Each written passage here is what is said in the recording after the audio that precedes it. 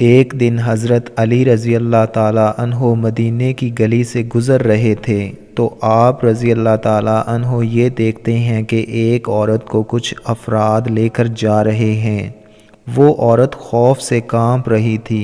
جب حضرت علی رضی اللہ تعالیٰ عنہ نے یہ معجزہ دیکھا تو ان آدمیوں سے پوچھا کہ کیوں عورت کو گھسیٹتے ہوئے لے جا رہے ہو؟ تو ان لوگوں نے کہا کہ اس عورت نے بدکاری کی ہے، زنا کیا ہے۔ تو حضرت عمر رضی اللہ تعالیٰ عنہ نے یہ حکم دیا ہے کہ اس عورت کو سنسار کر دیا جائے۔ حضرت علی رضی اللہ تعالیٰ عنہ نے ان لوگوں کی بات سنی تو آپ رضی اللہ تعالیٰ عنہ نے اس عورت کو ان لوگوں کے ہاتھ سے چھڑایا اور پھر کہا چلے جاؤ۔ حضرت عمر رضی اللہ تعالیٰ عنہ کے پاس گئے اور انہیں بتایا کہ آپ رضی اللہ تعالیٰ عنہ نے جس عورت کو سنسار کرنے کے لیے بھیجا تھا وہ حضرت علی رضی اللہ تعالیٰ عنہ نے کام روک دیا۔ حضرت عمر رضی اللہ تعالیٰ عنہ نے کہا کہ جو کچھ حضرت علی رضی اللہ تعالیٰ عنہ جانتے ہوں گے وہ ہم نہیں جانتے، کچھ ایسا ضرور ہے جس کی وجہ سے انہوں نے یہ کام کیا ہے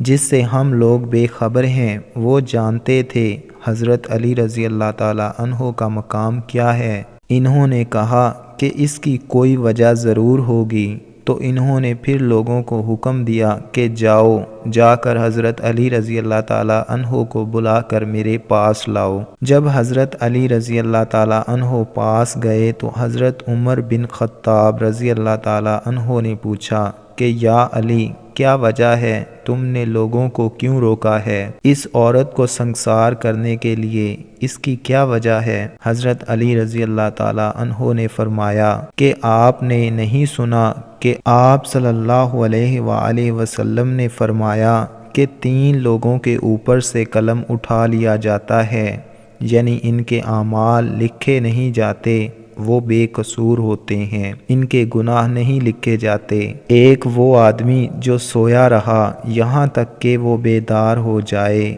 دوسرا وہ آدمی جو نابالغ ہو یہاں تک کہ وہ بالغ ہو جائے، تیسرا وہ شخص جو ہوش میں نہ ہو، دیوانہ ہو، درویش ہو۔